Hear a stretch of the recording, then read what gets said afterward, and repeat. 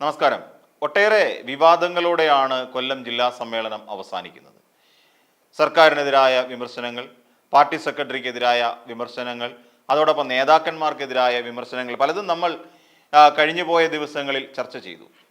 എന്തിനേറെ പറയാൻ, ഈ എ റഹീമിനെ അവിടെ കൊണ്ടുപോയി MP ആക്കിയതുൾപ്പെടെ ഉള്ള വിഷയങ്ങൾ ചർച്ച ചെയ്യപ്പെട്ടു. എ റഹീമിനെ പോലെ ഒരാളെ എന്തിന് അവിടെ ഒരു തീർത്തും മോശപ്പെട്ട പ്രകടനം കാഴ്ചവെക്കുന്ന ഒരാളെ എന്തിന് അവിടെ കൊണ്ടുപോയി MP ആയി സ്ഥാനക്കയറ്റം കൊടുത്തു എന്ന അടക്കമുള്ള ചോദ്യങ്ങൾ ഉയർന്നു വരുന്നുണ്ട്. അതോടൊപ്പം മുകേഷിനെതിരായി നിരവധി ആരോപണങ്ങളുണ്ട്. പാർട്ടിയുമായി ഒരു ഘട്ടത്തിൽ പോലും സഹകരിച്ച് പ്രവർത്തിക്കാൻ കഴിയാത്ത ഒരാളാണ് നടൻ മുകേഷ്, അതായത് ഇപ്പോഴത്തെ MLA. അതോടൊപ്പം തന്നെ ലൈംഗിക പീഡന ആരോപണ കേസുമായി ബന്ധപ്പെട്ട് അദ്ദേഹത്തിൻ്റെ പേരിൽ ആരോപണം നിലനിൽക്കുന്ന സാഹചര്യത്തിൽ, അല്ലെങ്കിൽ അങ്ങനെ ഒരു ആരോപണം ഉയർന്നേക്കാം എന്ന് കൃത്യമായി അറിയാവുന്ന വകുപ്പുകൾ, അല്ലെങ്കിൽ മന്ത്രിക്ക് അറിയാമല്ലോ മുകേഷിനെതിരായി ഇങ്ങനെ ഒരു ആരോപണം ഉയർന്നു വരാൻ സാധ്യതയുണ്ട് എന്ന്. കാര്യം ഹേമ കമ്മിറ്റി റിപ്പോർട്ട് കഴിഞ്ഞ കുറേ കാലമായി പൂഴ്ത്തിവെച്ചിരിക്കുകയായിരുന്നല്ലോ. അപ്പോൾ ആ സാഹചര്യത്തിൽ മുകേഷിനെതിരായി ഇങ്ങനെ ഒരു ആരോപണം ഉയർന്നു വരാൻ സാധ്യതയുണ്ട്. പിന്നെ അത് മനസ്സിലാക്കിയിട്ട് എന്തിന് മുകേഷിനെ വീണ്ടും ലോക്സഭയിലേക്ക് മത്സരിപ്പിച്ചു? ഇങ്ങനെ തുടങ്ങി നിരവധിയായ ചോദ്യങ്ങൾ. ഈ ക്ഷേമ പെൻഷൻ, അതായത് ജനക്ഷേമത്തിന് വേണ്ടി പ്രവർത്തിക്കാൻ ഒരു സർക്കാരിന് കഴിയുന്നില്ല. അവിടെ കടത്തിൻ്റെ കണക്ക് പറയുകയാണ്, ഞങ്ങൾ സാമ്പത്തികമായി ദുരിതാവസ്ഥയിൽ മുന്നോട്ട് പോയിക്കൊണ്ടിരിക്കുകയാണ്, ഞങ്ങൾക്ക് വളരെയധികം ബുദ്ധിമുട്ടുണ്ട് സർക്കാരിന് ക്ഷേമ പ്രവർത്തനങ്ങൾ മുന്നോട്ട് കൊണ്ടുപോകുന്നതിന് വേണ്ടിയിട്ട്. ഇങ്ങനെ പറയാൻ വേണ്ടിയിട്ട് ഒരു സർക്കാരിന് ഇവിടെ ആവശ്യമുണ്ടോ എന്നുള്ള ചോദ്യം കൊല്ലം ജില്ലാ സമ്മേളനത്തിൽ ഉയർന്നു വന്ന വളരെ സുപ്രധാനമായ ഒരു ചോദ്യമാണ്. അപ്പോൾ അതോടൊപ്പം തന്നെ MP ഗോവിന്ദൻ മാഷ് പലപ്പോഴായി നടത്തിയിട്ടുള്ള ധാർഷ്ട്യം കലർന്ന പ്രസംഗങ്ങൾ, അതും വിവാദത്തിലേക്ക് വഴിതുറക്കുന്നതാണ്. മൈക്ക് ഓപ്പറേറ്ററോട് തട്ടിക്കയറുക, അതോടൊപ്പം മാധ്യമ പ്രവർത്തകരെ അടച്ചാക്ഷേപിക്കുക. അപ്പോൾ ഈ രീതിയിലുള്ള പ്രവർത്തനങ്ങളെല്ലാം നടത്തിക്കൊണ്ടിരിക്കുന്ന പാർട്ടിക്കെതിരായി അതിശക്തമായ വിമർശനമാണ്. ലോക്സഭാ തെരഞ്ഞെടുപ്പിൻ്റെ പാർട്ടിക്കുണ്ടായ തോൽവിക്കൊരു പ്രധാന കാരണക്കാരൻ EP ജയരാജൻ തന്നെയാണ് എന്ന് ഉറച്ചു വിശ്വസിക്കുന്ന ഒരു വലിയ വിഭാഗം ജനങ്ങൾ, അല്ലെങ്കിൽ വലിയ വിഭാഗം പ്രവർത്തകർ ഇപ്പോഴും പാർട്ടിക്കുള്ളിൽ തന്നെയുണ്ട്. പലപ്പോഴും അവരെങ്ങനെ പ്രതിരോധിക്കുമെന്നറിയാൻ കഴിയാത്ത ഒരു ആപൽശങ്കയിലാണ് പലരും ഉള്ളത്. ആപൽശങ്കയെന്ന് തന്നെ പറയേണ്ടി വരും ആ വാക്ക്. അപ്പോൾ എങ്ങനെ മുന്നോട്ട് പോകും, എങ്ങനെ തങ്ങൾക്കെതിരായി പാർട്ടിക്കെതിരായി വരുന്ന ആരോപണങ്ങളെ പ്രതിരോധിക്കും എന്നുള്ള സംശയത്തിലാണ് പലപ്പോഴും പല നേതാക്കന്മാരും അല്ലെങ്കിൽ പ്രാദേശിക രാഷ്ട്രീയ പ്രവർത്തകരും. അപ്പോൾ ഇതെല്ലാം അവർക്ക് ചർച്ച ചെയ്യാനുള്ള ഒരു വേദി തന്നെയായിരുന്നു കൊല്ലം ജില്ലാ സമ്മേളനം എന്ന് നമുക്ക് മനസ്സിലാവും. തൊട്ടടുത്ത ദിവസം തന്നെ സംഭവിച്ച, അല്ലെ ഇതിന് മുൻപായി സംഭവിച്ചതാ, കരുനാഗപ്പള്ളി ഏരിയ കമ്മിറ്റിയുമായി ബന്ധപ്പെട്ട് ഒരു വലിയ പ്രശ്നം സംഭവിച്ചു. PR വസന്തനും ഒരുപറ്റം നേതാക്കൾക്കുമെതിരെ പരസ്യമായി സഖാക്കന്മാർ തെരുവിൽ ഏറ്റുമുട്ടുന്ന സാഹചര്യം വരെ ഉണ്ടായി. അപ്പോൾ അതിനെതിരെ ഒരു കർശന നടപടി സ്വീകരിക്കും എന്ന് പറഞ്ഞു MP ഗോവിന്ദൻ മാഷ്. അതോടൊപ്പം തന്നെ അവിടുത്തെ ഏരിയ കമ്മിറ്റിയെ പിരിച്ചുവിടുന്ന നടപടിയിലേക്ക് പോയി. അങ്ങനെ ഏരിയ കമ്മിറ്റിയെ പിരിച്ചുവിട്ടു, അഡ്ഹോക് കമ്മിറ്റിയെ ചുമതലപ്പെടുത്തി. ഇതിനെല്ലാം ശേഷമാണ് ഇപ്പോൾ ജില്ലാ സമ്മേളനം നടക്കുന്നത്. ആ സമ്മേളനത്തിനെത്തിയ പ്രതിനിധികൾ ഒട്ടും സംതൃപ്തരായിട്ടല്ല എത്തിയത്. EP ജയരാജൻ അന്ന് നടത്തിയ ലോക്സഭാ തെരഞ്ഞെടുപ്പിൻ്റെ അന്നേ ദിവസം പൊട്ടിച്ച ബോംബ്, അത് പാർട്ടിക്ക് തിരിച്ചടിയായി മാറി. പാർട്ടി പ്രവർത്തകർ കാണിക്കുന്ന അച്ചടക്കരാഹിത്യത്തെക്കുറിച്ച് ഇതിനു മുമ്പ് തന്നെ പറഞ്ഞല്ലോ, പണമുണ്ടാക്കാനുള്ള വഴിയായിട്ടാണ് പലരും പാർട്ടിയെ കാണുന്നത്. അത്തരത്തിൽ ചില നുഴഞ്ഞുകയറ്റക്കാർ, എളുപ്പത്തിൽ കാശുണ്ടാക്കാൻ വേണ്ടി കയറുന്ന ചില നുഴഞ്ഞുകയറ്റക്കാരാണ് പാർട്ടിയെ ഇല്ലാതാക്കാൻ ശ്രമിക്കുന്നത്. അതിൻ്റെ വളരെ ആഴത്തിൽ വേരൂന്നിയ അടിസ്ഥാന തത്വശാസ്ത്രങ്ങളെ പോലും പിഴുതെറിയുന്ന തരത്തിലാണ് പാർട്ടി പ്രവർത്തകരുടെ പ്രവർത്തനം എന്നുള്ള കാര്യം കഴിഞ്ഞ ദിവസം G സുധാകരൻ തന്നെ വ്യക്തമാക്കുകയും ചെയ്തിരുന്നു. അതായത് പാർട്ടിയോട് ആത്മാർത്ഥതയില്ലാത്തവർ. ഇപ്പോൾ പുതിയതായി അദ്ദേഹം എത്തിക്കഴിഞ്ഞപ്പോൾ MP ഗോവിന്ദൻ പറയുന്നത് വളരെ പ്രധാനപ്പെട്ട ഒരു കാര്യം, ഇങ്ങനെ ഒരു അഴിമതി കാണിക്കുകയും പ്രശ്നങ്ങൾ ഉണ്ടാക്കുകയും ചെയ്യുന്ന ഒരുപറ്റം ആളുകൾക്കെതിരെ പാർട്ടി അച്ചടക്ക നടപടി എടുക്കാൻ തുടങ്ങിയാൽ കൊല്ലം ജില്ലയിൽ ഒരു വിരലിലെണ്ണാവുന്ന നേതാക്കന്മാർ മാത്രമേ ഉണ്ടാവുകയുള്ളൂ.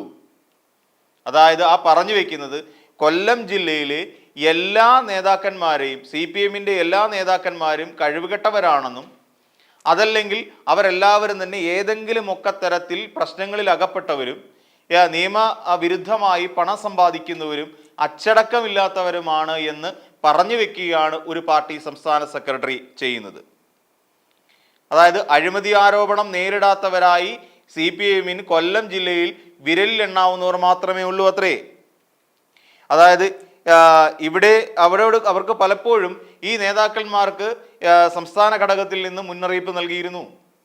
ആ മുന്നറിയിപ്പിൽ നിന്ന് മനസ്സിലാക്കുക, ആ മുന്നറിയിപ്പ് നൽകിയപ്പോൾ അവരുടെ ഒരു ഭാവം കണ്ടു കഴിഞ്ഞാൽ തോന്നുക ഇവിടെ ഇങ്ങനെയൊക്കെയേ നടക്കൂ, ഇവിടെ ഇങ്ങനെയൊക്കെ നടക്കൂ എന്നുള്ള രീതിയിലാണ് ആ നേതാക്കന്മാരുടെ ഭാവം എന്നും എം വി ഗോവിന്ദൻ മാഷ് പറയുന്നു.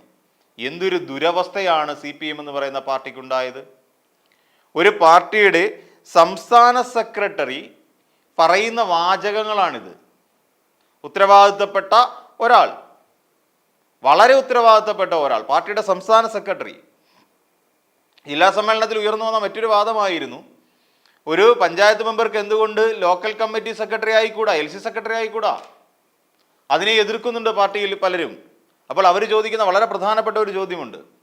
വി ജോയി MLAക്ക് ഇപ്പോൾ പാർട്ടിയുടെ തിരുവനന്തപുരം ജില്ലാ സെക്രട്ടറിയായി ഇരിക്കാൻ കഴിയുമെങ്കിൽ, അതുമല്ലെങ്കിൽ MLA ആയ ഈ നമ്മുടെ എം വി ഗോവിന്ദൻ മാഷിന് പാർട്ടിയുടെ സംസ്ഥാന സെക്രട്ടറി ആയിരിക്കാൻ കഴിയുമെങ്കിൽ ഒരു പഞ്ചായത്ത് അംഗത്തിന് എന്തുകൊണ്ട് LC സെക്രട്ടറി സ്ഥാനത്തിരിക്കാൻ കഴിയില്ല എന്ന വളരെ പ്രസക്തമായ ഒരു ചോദ്യം അവർ ഉയർത്തുന്നുണ്ട്.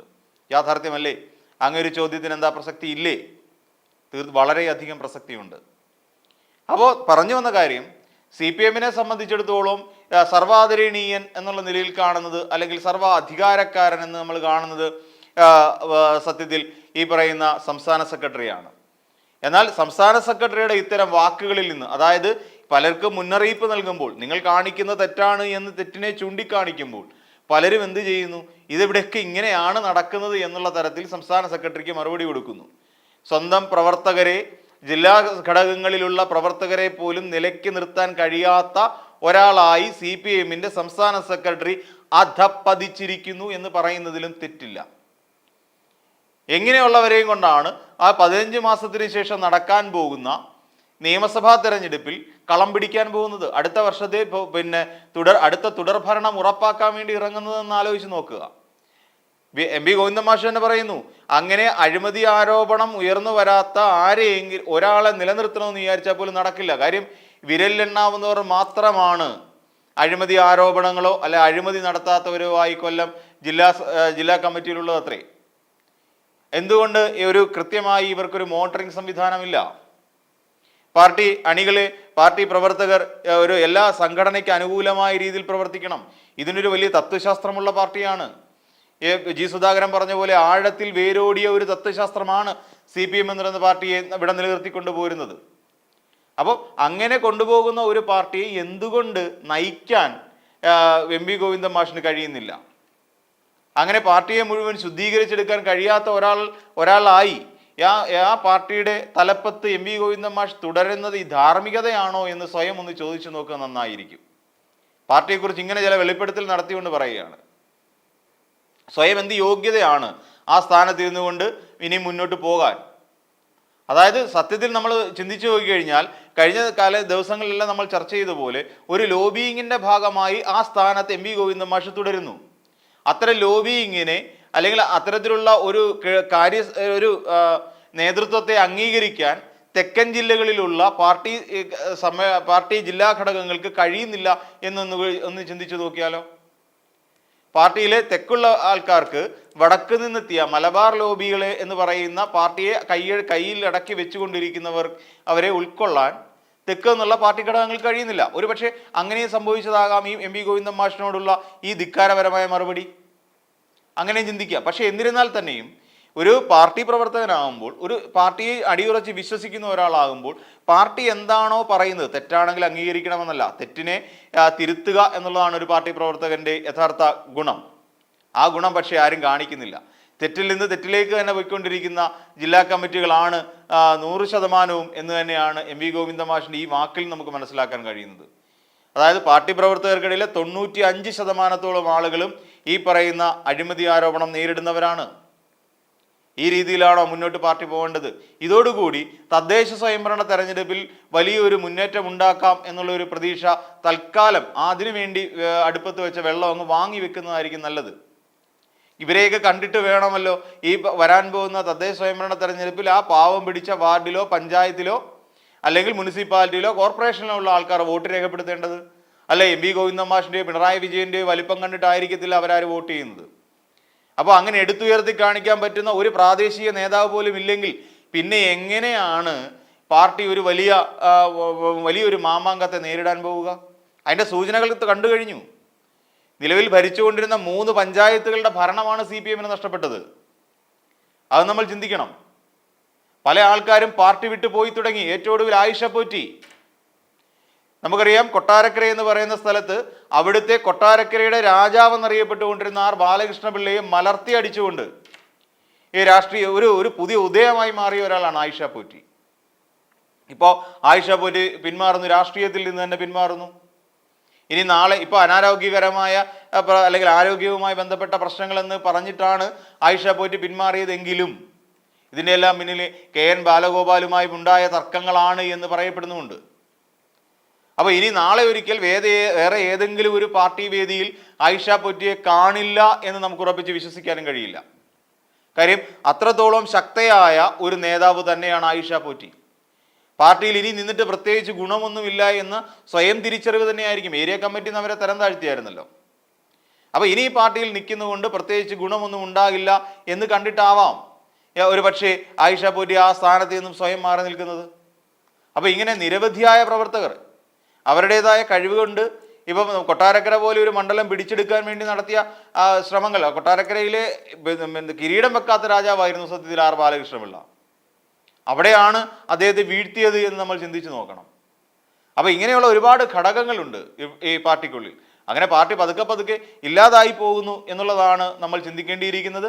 അടുത്ത വരാൻ പോകുന്ന LSGD അതായത് തദ്ദേശ സ്വയംഭരണ തെരഞ്ഞെടുപ്പിൽ ഇത് വലിയ പ്രത്യാഘാതങ്ങൾ പാർട്ടിക്ക് സമ്മാനിക്കുമെന്നുള്ള കാര്യം 100% ഉറപ്പാണ്.